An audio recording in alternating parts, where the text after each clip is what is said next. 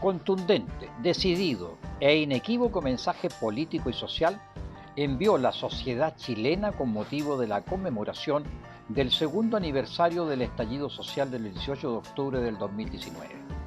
Lo acontecido el lunes 18 de octubre de esta semana es un mensaje directo, sin intermediarios, a la vena, para la clase política chilena, el Estado y sus instituciones en su conjunto y en particular al gobierno. Mensaje igualmente contundente a los actuales parlamentarios y a quienes todos pretenden serlo, amarrados a este modelito creado a la medida por ellos. Mensaje a las estructuras partidarias de todos los signos y colores. No se les cree y no hay satisfacción con lo que hasta ahora se ha hecho respecto de las demandas. Lo que queda claro con la masiva participación social a lo largo de Chile es que están en tela de juicio los actores políticos y el resultado de sus actos. Y también están en la mira con este contundente mensaje social, los convencionales, elegidos, producto precisamente de esa revuelta social, para redactar una nueva constitución y no para acomodar la antigua. El mensaje para los convencionales es claro. Ustedes no son obra de un milagro del Espíritu Santo. Es mucho más tangible y terrenal e ineludible. Ustedes son producto del estallido social, no lo olviden, sin maquillajes o mensajes con sordina. Están mandatados para escribir y proponer en el plazo señalado una nueva constitución. No están allí para acomodar el mandato ciudadano a la contingencia electoral de la coyuntura política de la elección presidencial, parlamentaria y consejeros regionales del próximo 21 de noviembre. No están allí tampoco para satisfacer los afanes e intereses corporativos de un partido político en particular o de grupos de intereses para adecuar acuerdos negociados en la propuesta constitucional, sin tener presente los legítimos e irrenunciables intereses y demandas emanadas del mandato original. Dicho claramente, deben adecuarse a cumplir con que esta nueva constitución refleje el sentir y las demandas ciudadanas, y no la interpretación que hagan de ella los acuerdos políticos al interior de la convención. Si no se entiende o no se quiere entender que la insatisfacción persiste, la desconfianza se acrecienta, las demandas son desoídas, la paciencia tiene un límite, las promesas se multiplican ante una falta de credibilidad política y la poca que queda está depositada en los delegados constitucionales, esperando que sean efectivamente constituyentes. Por ello, es necesario no perder el foco en la reflexión. Es cierto, hubo desmanes, delitos y desórdenes graves, todo condenable, no cabe dudas. Es cierto también que Carabineros, en general, fue más bien un mero testigo pasivo, curioso, por cierto. No es culpa ni responsabilidad directa de Carabineros.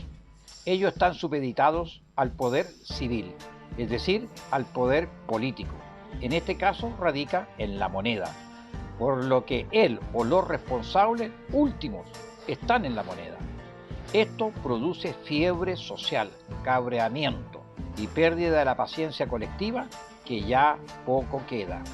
Pero lo sustantivo, a mi entender, es poner atención en los niveles de insatisfacción, en los índices de demandas pendientes, en los compromisos incumplidos y la ciudadanía sometida como carne para buitres y espectadores de una parafernalia electoral de promesas añejas, remozadas de colores, eslogan y rostros amparados con las costumbres, hábitos, malos hábitos y compromisos de la política y actores que precisamente se repudian. Un botón de ejemplo que derechamente cabrea. Hace pocos días, unos conspicuos exministros de Relaciones Exteriores de diversos gobiernos de la Concertación y de la nueva mayoría, también lo hicieron otros, pero era obvio que lo hicieran, salieron a la palestra a descalificar una propuesta de revisión de los tratados internacionales suscritos por Chile. Me refiero a la candidatura de Gabriel Boric. No se trata de apoyar esa candidatura o atacar otra. No es tarea de mi misión de periodista y conductor de Tribuna Ciudadana apoyar o no, reitero, una candidatura en particular, sino que se trata de reflexionar sobre el ninguneo y manipulación cultural y política de estos señores.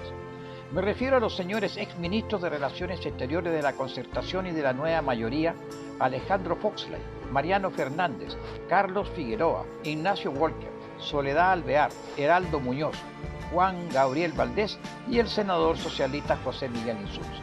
Por cierto, no soy experto en relaciones ni tratados internacionales, ni pretendo serlo, por cierto. Tampoco soy perito lingüista. Solo soy un periodista que no estoy disponible para el ninguneo ni la manipulación del lenguaje con fines o intereses inconfesados detrás de un supuesto interés nacional. Aquí lo sustantivo de su publicitada declaración es cuestionar la supuesta intención de revisar los tratados comerciales firmados por Chile. Tratados internacionales firmados bajo un modelo de democracia que ellos bien representan, encarnan y defienden al unísono con los intereses de quienes defienden lo que, sin embargo, la inmensa mayoría de nuestra sociedad cuestiona. Si no, ¿para qué volver a refrescar los fundamentos del estallido social del 18 de octubre? Y por cierto, es probable que formen parte de la camada política de aquellos que no lo vieron venir. Pero reitero, es legítimo que ellos defiendan lo que tienen que defender de acuerdo a sus intereses. Lo que resulta cuestionable es que pretendan ningunear y manipular y con publicidad el punto central.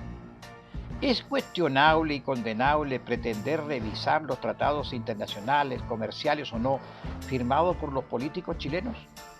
Al parecer, para estos señores y sus intereses no es posible. Todo está ya sacrosantamente firmado a cal y canto. Y por añadidura diagnostican y auguran, casi promoviendo, las penas del infierno para el país y sus habitantes.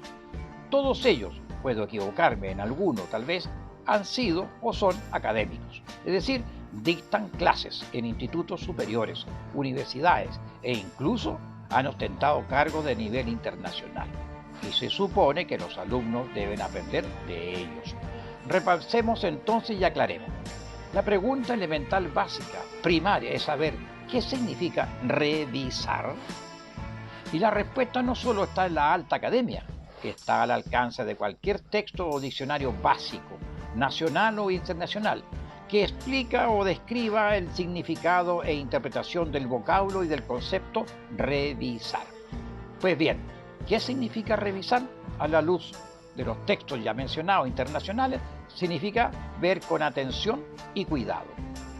Segunda acepción, someter a algo a un nuevo examen para corregirlo, enmendarlo o repararlo. En tercer lugar, significa actualizar, poner al día. ¿Y qué dicen los expertos respecto de los sinónimos? Para mejor explicar el verbo revisar, lo explican así. Revisar significa examinar una cosa para comprobar si está correcta o completa para que no queden errores. También significa repasar, para decir observar una cosa con atención. Examinar también significa examinar una cosa después de un tiempo de función o de funcionamiento para corregir sus posibles desajustes. También significa reexaminar, rever.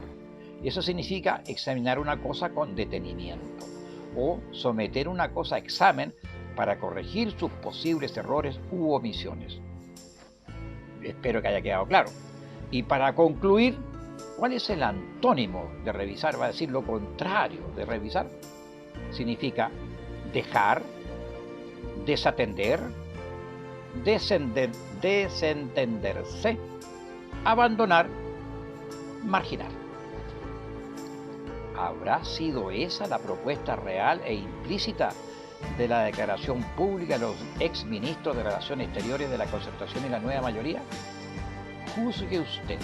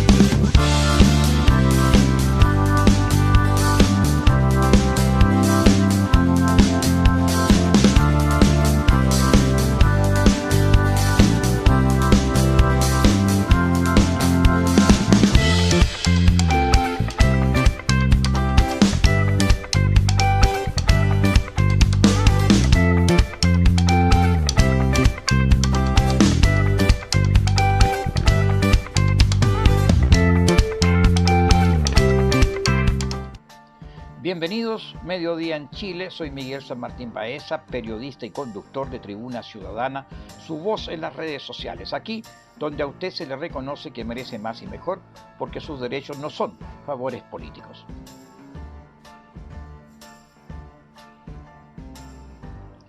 Hemos venido activando la memoria histórica que nos permita tener foco limpio para ver los antecedentes de los últimos años, para evaluar y saber elegir.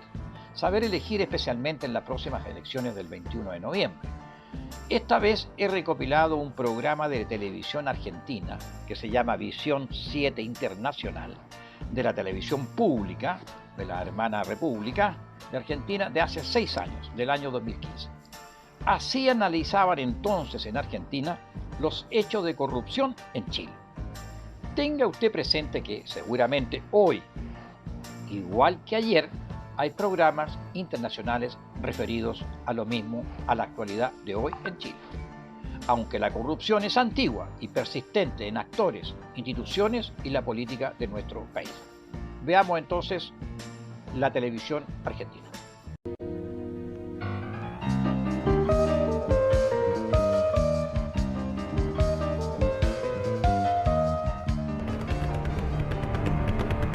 Time is critical.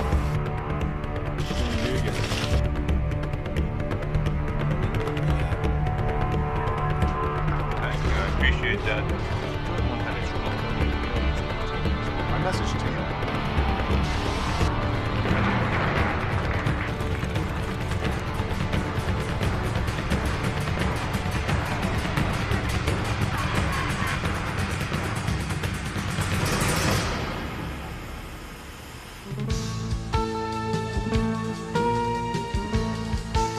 Buenas tardes, como todos los sábados estamos aquí con ustedes para tratar de comprender cómo y por qué el mundo gira al revés.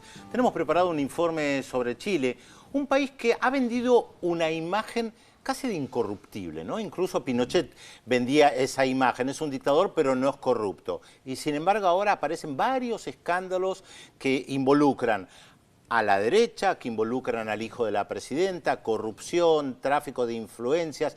No es exactamente la imagen que dio Chile o que vendió Chile durante bastante tiempo, y cómo el tema de la corrupción y tráfico de influencias está presente en tantos lugares de América Latina, y no solo América Latina, ¿no? Porque siempre decimos cuando Siemens hace negocios en África o en Asia, no son solamente los africanos o los asiáticos o los latinoamericanos que son los corruptos, sino también la empresa, ¿no? Sí. Bueno, tenemos casos como los franceses de tráfico de sangre contaminada con SIDA, el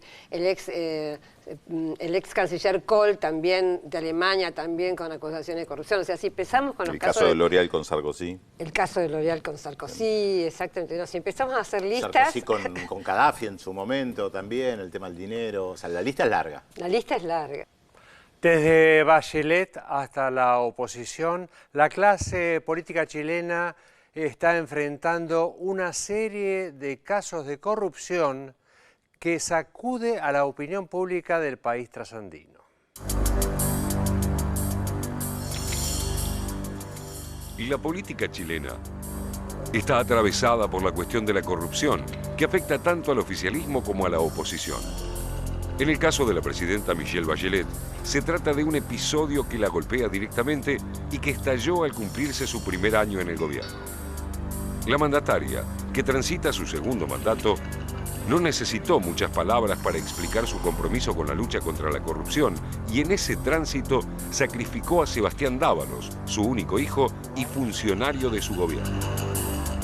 La revista ¿Qué pasa?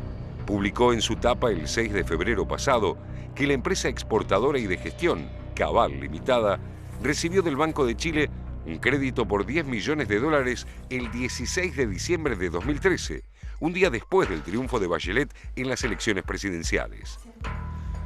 La principal accionista de la compañía es Natalia Compañón, esposa de Dávalos, quien en ese momento acababa de asumir como director sociocultural de la presidencia. El cargo en cuestión es de carácter protocolar, se ejerce ad honorem y está pensado para él o la cónyuge del jefe de Estado chileno. Cabal Limitada, que no tenía capacidad económica para justificar un préstamo semejante, usó el dinero para comprar 3 terrenos en Machalí, en la región de O'Higgins, La inversión rindió sus frutos casi de inmediato, ya que al poco tiempo consiguió revenderlos por cerca de 15 millones de dólares. El golpe político a la presidenta ya estaba instalado y Bachelet debió hablar al país días después. Aseguró que su gran prioridad es seguir trabajando por una nación más justa y más equitativa, y confesó entonces que esto implica, en ocasiones, tomar decisiones dolorosas, enfrentando los hechos que pudieran poner en riesgo los objetivos de igualdad y de justicia que se propone como gobernante. Inmediatamente después, anunció que su hijo había renunciado. Al escándalo cabal, como se lo conoce popularmente en Chile, se sumó el de Penta, que involucra en este caso a la oposición. Se trata de un holding chileno acusado de financiar irregularmente campañas políticas. La justicia chilena dictó prisión preventiva para 4 de los 10 acusados en esta causa, a los que se les imputa fraude tributario, sobornos y financiamiento ilegal. Entre los imputados se encuentran Carlos Alberto Delano y Carlos Lavín, dueños del Grupo Penta, quienes financiaron la campaña electoral de los aspirantes a diputados y senadores de los 2 partidos de la oposición derechista, la Unión Demócrata Independiente, UDI, y Renovación Nacional. 2 miembros de la UDI, el presidente Ernesto Silva y el vicepresidente Iván Moreira, debieron renunciar al verse salpicados por los alcances del Pentagate. Por otro lado, la investigación sobre la empresa SQM o Sokimich conformó un tercer escándalo que volvió a salpicar al mundo empresarial y político. SQM es una de las mayores productoras de fertilizantes, yodo y litio a nivel mundial. Facturas apócrifas llevaron el hilo hasta el ex subsecretario de Minería durante el gobierno de Sebastián Piñera, Pablo Wagner. Pero en el transcurso de la investigación, la Fiscalía interviniente también llegó hasta una asesora del senador del oficialismo Partido Socialista, Fulvio Rossi, a varios militantes de la Democracia Cristiana que integra la coalición gobernante y a dirigentes regionales de la opositora UDI. La promiscuidad entre el poder económico y la clase política dejaron a Bachelet en una posición incómoda y con consecuencias políticas esperables. La encuesta Adimark de febrero cifró su apoyo en un 39%, 4 puntos menos que un mes antes. Y según la encuestadora CADEM, la gestión de gobierno obtiene en una medición realizada hace pocos días una aprobación del 33%, mientras que la desaprobación alcanza un 58%. Con el año cumplido el 11 de marzo de 2015, Bachelet enfrenta además desafíos concretos anclados en las propuestas de gobierno que realizó durante la campaña electoral. La presidenta llegó al Palacio de la Moneda con un programa de gobierno en el que se proyectaban 3 reformas estructurales: una reforma tributaria, otra educacional y una nueva constitución. La reforma tributaria fue aprobada en septiembre del año pasado, luego de un complejo proceso parlamentario que incluyó modificaciones sustanciales a la iniciativa del Ejecutivo. En materia educacional, se emitió el proyecto de inminente aprobación que otorga derecho a voto a alumnos y funcionarios administrativos en las elecciones de las instituciones de educación superior. También se aprobó la iniciativa que pone fin al lucro, selección y copago en colegios, aunque el poderoso movimiento social por la educación pública todavía reclama mayores cambios. Otra de las importantes medidas fue el cambio del sistema electoral binominal por uno proporcional corregido y la creación del Ministerio de la Mujer y Equidad de Género. Mientras que la reforma política se comenzará a analizar este año y tiene como objetivo una nueva constitución. Se trata de una demanda crucial, aunque alberga discrepancias al interior del oficialismo sobre el mecanismo a través del cual se redactará la nueva Carta Fundamental. Si será a través del actual Congreso o mediante una asamblea constituyente. Son las cuentas pendientes de una presidenta que alcanzó por segunda vez la primera magistratura con 62% de los votos, pero que hoy se ve perjudicada por causas escandalosas y fraudulentas.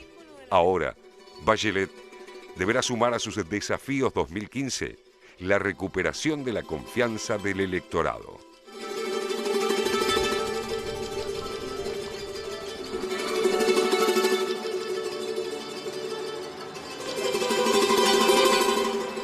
informe termina con la frase recuperar la confianza del electorado y se está moviendo rápido la presidenta porque ayer presentó justamente un proyecto para una reforma constitucional que tiene que ver con el patrimonio de los primeros mandatarios. No va a ser retroactivo, pero ella dijo, yo voy a ser la primera en dar fe de lo que está pasando.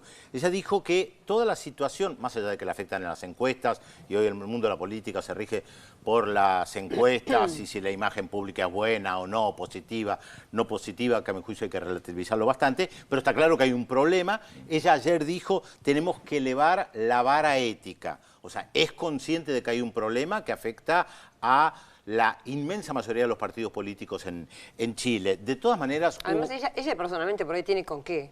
Claro, sí, por eso ya dice lo voy a presentar. Lo que pasa es que todo lo que involucra al hijo la ha salpicado y bastante. Lo que a mí me asombra de todas maneras es como dijo ayer, tenemos una herencia de probidad y de apego a las leyes de las que podemos sentirnos orgullosos. Y cada vez que escucho estas expresiones de un mandatario, mandataria, en un país donde hubo dictaduras militares, desapariciones, torturas, asesinatos, cuando dicen una herencia de probidad, no sé a qué herencia de probidad se refiere, porque incluso Bachelet Pinochet estuvo involucrado en escándalos de corrupción. Entonces, ¿cuál es esta herencia? Yo estaba mirando justamente el caso Pinochet. En el año 2004 se conoció porque una comisión del Senado norteamericano dijo que en el Banco Rix había varias cuentas del dictador Augusto Pinochet. O sea, saltó porque saltó en Estados Unidos y después resultaron que eran 125, no solo en el Banco Rix, sino en otros bancos y también en asociaciones offshore en las Bahamas. Era por desvío de fondos de su propio, digamos, de cuentas reservadas o de gastos reservados que él tenía como general y como general presidente de la Nación, y además por tráfico de armas. Se quedaba con la cometa, con la comisión de hacer compras de armas con Gran Bretaña, con Francia y con Suiza. Eso generó unos buenos millones, por los cuales cuando murió en el año 2006, él estaba acusado de fraude al fisco y falsificación de pasaporte. Después también su esposa y sus hijos estaban inculpados, pero la Corte de Apelaciones de Santiago cerró el caso en el año 2013 y aquí no ha pasado nada, o sea, quedó todo absolutamente en la nada. A mí, yo lo que quiero llamar la atención sobre justamente de esto que decías, Pedro, esta herencia de probidad que dicen, que la participación que tuvieron organismos públicos en estos hechos que se denuncian, porque durante años transcurrieron este tipo de delito y desvío de fondos, fundamentalmente en el caso Penta. El caso Penta salió a la luz en el año 2012, primero involucrando a un funcionario, 2013... Ese está vinculado con la derecha, ¿no? Con la UDI. Que está vinculado con la UDI y fundamentalmente con un ex subsecretario de Minería, Pablo Wagner, director de esta empresa Penta, que era favorecida, esta empresa, con contratos del Estado, a cambio de, por un lado, de lo que la misma empresa Penta le daba como una asignación mensual al propio Wagner.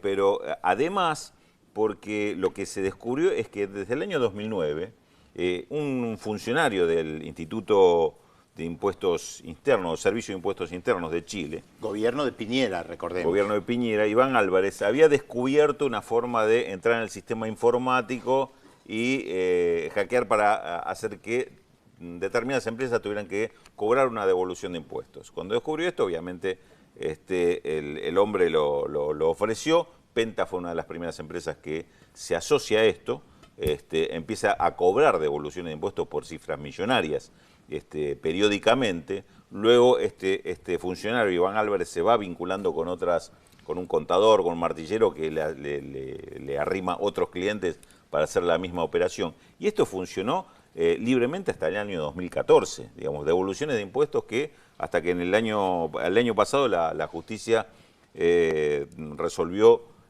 citar a este hombre Iván Álvarez, que entre otras cosas fue ascendiendo en sus cargos hasta llegar a ser el jefe de inspectores de grandes empresas, entre las cuales tenía que fiscalizar a Penta, a la misma empresa por el cual era contratado. Y ahí es donde se descubre, primero, que Penta estaba financiando campañas de algunos de los presidenciables de la UDI, como el caso de Andrés Velasco o el propio caso del ex ministro de de minería, Lawrence Goldborn, el famoso con los mineros, el claro, que rescató, el que de la creció en claro. barbaridad, claro. Lawrence Goldborn, Recordado. ese que fue candidato, bueno, parte de su campaña la financió Penta con estos aportes que hacía de ida y vuelta, es decir, dinero que le quitaban al fisco y después parte volvían para hacer la campaña. O de Andrés Velasco, otro de los candidatos, creo que por Renovación Nacional.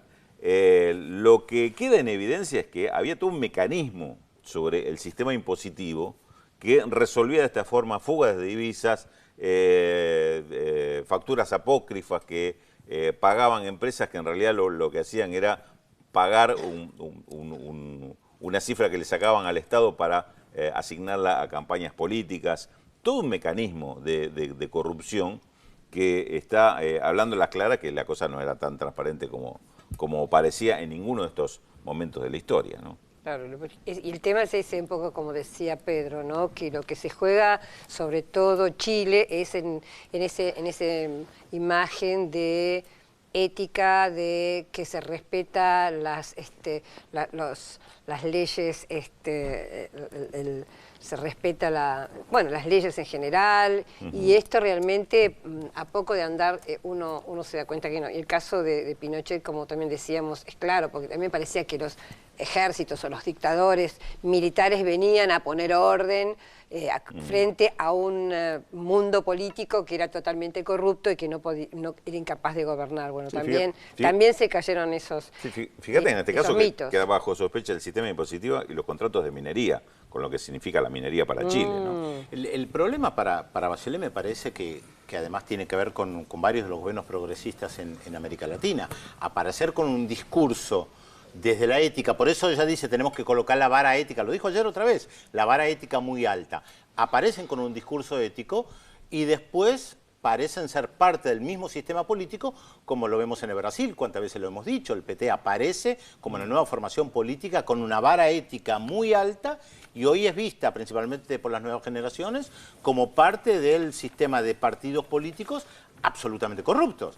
Entonces, y acá tenés un problema ético, político muy serio. Claro, y ahí hay otro tema que hay que, digamos, da para largo, es que investigar y realmente profundizar, porque al mismo tiempo son sistemas, ya que decís el caso de Brasil, son sistemas que en realidad para poder gobernar o para poder candidatearse y poder llegar al poder es prácticamente imposible no hacer eso, no caer en ese tipo de transacciones, o de la misma manera que es imposible, por ejemplo, gobernar sin aliarte con otro partido, por las características que tiene el sistema político en Brasil. Es un boomerang en Brasil. Y que, por supuesto, que es un boomerang. Bueno, también fue un boomerang para Color de Melo, por ejemplo. Es un boomerang para gobernar, inclusive. Porque te genera unos condicionamientos, unos compromisos que después son los que vuelven en contra de... Con respecto a los gobernadores, con respecto a las empresas, digamos, realmente es por eso, pero al mismo tiempo, cuando la presidenta, el año pasado,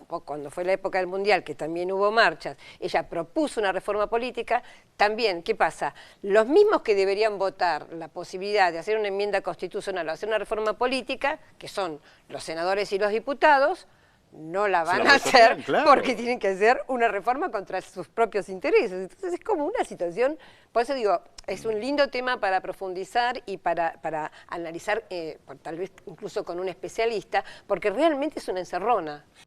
Aquí termina por hoy este segmento del sano y necesario ejercicio de la memoria colectiva, activa y presente. Chile requiere de una nueva constitución y nuevos actores. Reitero lo dicho. No más cheques de credibilidad a quienes, bueno, usted sabe, los de siempre, siempre los mismos de siempre, siempre los mismos. Hasta el próximo sábado.